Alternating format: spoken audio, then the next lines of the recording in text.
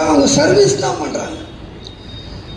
அவங்க பணத்துக்காகையோ இல்லை நம்மளுக்கு ஏதோ ஆதாயம் கிடைக்கும் அந்த எண்ணத்துக்காக வரல. சர்வீஸ். இப்போ நான் இப்போ டாக்டர் பார்த்தீங்கன்னாக்கா உடம்புக்குள்ள என்ன இருக்குது, ஒரு கரண்ட் மாதிரி தான் நம்ம உடம்புலாம். இந்த கரண்ட்டில் கை வச்சு கரண்ட் ஆஃப் பண்ணாமல் நம்ம இப்போ ஒரு டியூப்லைட்டோ இல்லை ஃபேனோ ஃபால்ட் ஆச்சுனாக்கா பவர் ஆஃப் பண்ணி தான் வேலை செய்கிறோம். ஆனால் டாக்டர் அப்படி இல்லை, ரன்னிங்லேயே வேலை செய்கிறாங்க. ஸோ அவங்களுக்கு பார்த்தீங்கன்னாக்கா அவ்வளோ பெரிய ஒரு விஷயத்தை வந்து அசால்ட்டாக, அதாவது அவங்களுக்கு வீட்டில் 1000 பிரச்சனை இருக்கலாங்க. ஆனால் இங்கே வந்து நம்ம ஆப்ரேஷனோ இல்லை ட்ரீட்மெண்ட் பார்க்கும்போது எல்லாத்தையும் மறந்துடுவாங்க.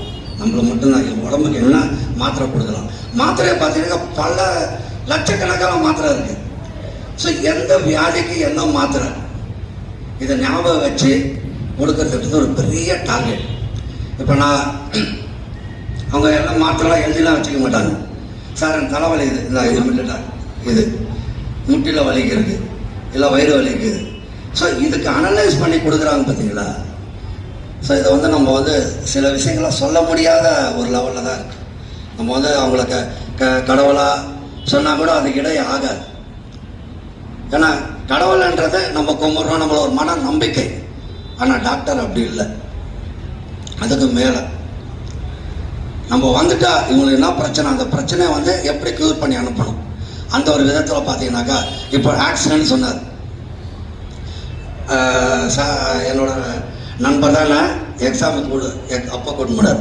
அப்போ நீ பார்த்தீங்கன்னாக்கா அந்த டாக்டர் எனக்கு சரியாக வைத்தியம் பண்ணாமல் பண்ணியிருந்தானே என்னால் எக்ஸாம் எழுதிக்க முடியுமா, இன்றைக்கி இங்கே நிற்க முடியுமா. ஸோ அந்த டாக்டரை அனலைஸ் பண்ணி என்னை ட்ரீட்மெண்ட் கொடுத்ததுனால தான் இன்றைக்கி நம்ம வந்து எக்ஸாம் எழுதி இங்கே நிற்கிறோம். ஸோ இது காரணம், முக்கியமான ரோல். அதாவது மாதா பிதா குரு தெய்வம்னு சொல்லுவாங்க. என்ன பொறுத்தவரை டாக்டர் தான் ஃபஸ்ட்டு.